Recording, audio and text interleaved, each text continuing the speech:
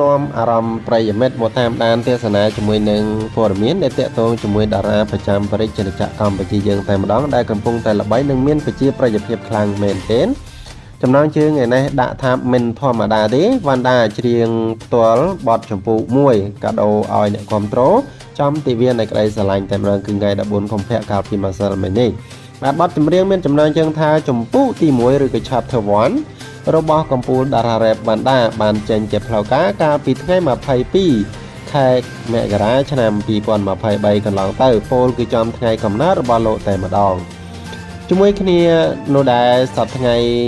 បទចម្រៀងមួយនេះកំពុងទទួលបានការគ្រប់គ្រងយ៉ាងក៏ក្រឹកក្រែងពីសំណាក់មហាជនអ្នកគ្រប់គ្រងទាំងក្នុងនិងក្រៅប្រទេសផងដែរបន្ទាប់ពីជិតបានមួយខែចាប់តាំងពីបទនេះបានចេញជាផ្លូវការមកវ៉ាន់ដាទៅតែយកមកសម្ដែងលើឆាកប្រគំតន្ត្រីចំពោះមុខអ្នកគ្រប់គ្រងជាច្រើនតែម្ដងហើយគឺតែម្ដងប៉ុណ្ណោះអត់មានលើកទី2ហើយនឹងលើកទី3នោះទេចាប់ពីថ្ងៃដែលចេញបទចម្រៀងនឹងមកហើយកាលពីថ្ងៃទី4ខែកុម្ភៈ2023កន្លងទៅនេះដោយឡែកនាល្ងាចថ្ងៃ14កុម្ភៈឆ្នាំ2023គណៈនៃផ្លូវការ Facebook និង YouTube របស់វ៉ាន់ដាបានទម្លាក់វីដេអូនៃការសម្ដែងបទចម្ពោះទី1ឬក៏ Chapter 1ច្រៀងផ្ទាល់ចំថ្ងៃទិវានៃក្តីស្រឡាញ់នឹងតែម្ដងហើយមិនតែប៉ុណ្ណោះលោកក៏បានភ្ជាប់ជាមួយនឹង Caption ថា